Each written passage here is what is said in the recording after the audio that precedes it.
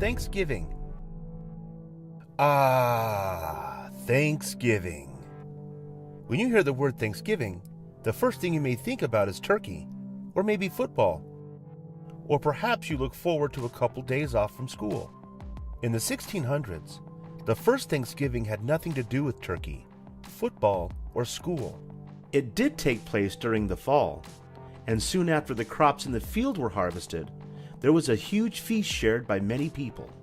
Thanksgiving is an annual celebration and a national holiday, which commemorates a harvest festival celebrated by the Pilgrims in 1621. In the United States, it is held on the fourth Thursday in November. It is often remembered by religious observances and a traditional meal, which today includes turkey, stuffing, mashed potatoes, and gravy, and maybe pumpkin pie. Maybe you don't like pumpkin pie, so you can have something else. The present Thanksgiving holiday did not become official until 1863. Before that time, 3 different presidents, beginning with George Washington, tried to make it a national holiday.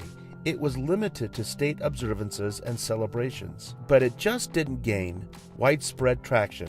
Many people believed that Thanksgiving should become a national holiday. Sarah Josepha Hell, an editor of a popular women's magazine and author of the poem Mary Had a Little Lamb, campaigned again to make Thanksgiving a national holiday. Finally, in 1863, President Abraham Lincoln declared Thanksgiving as a federal holiday and signed the proclamation that last Thursday in November would be the day that Thanksgiving would be observed.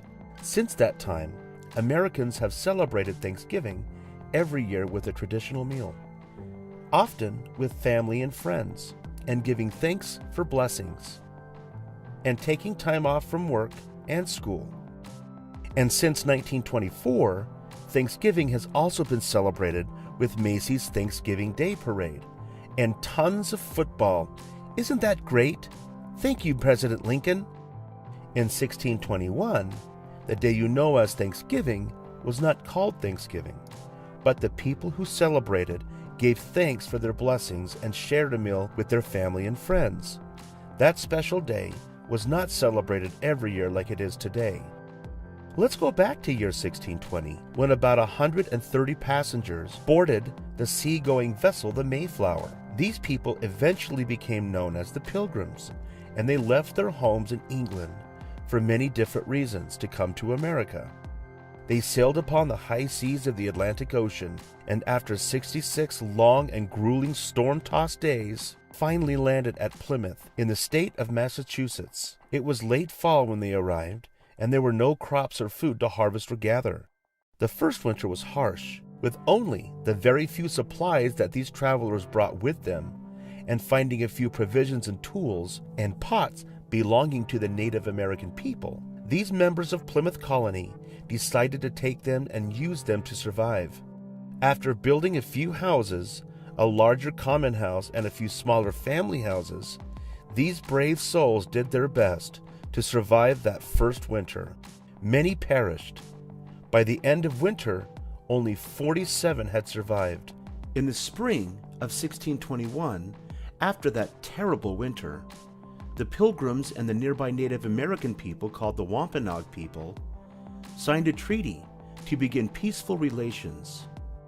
A Native American named Squanto, who could speak English, met the Pilgrims and joined with them, teaching them to hunt, fish, plant crops, and farm the land. He was a big help to the families and people of Plymouth Colony. The fall of 1621 brought a reasonable harvest. The Pilgrims of Plymouth Colony had survived their first year in the land. It was time to prepare for another winter, but they wanted to celebrate. They sent out men to hunt ducks and other animals for food. They fished and gathered a portion of their crops to share in the celebration. The Wampanoag people probably thought the Pilgrims were preparing for war, but they soon discovered they were not preparing for war. They were hunting and celebrating.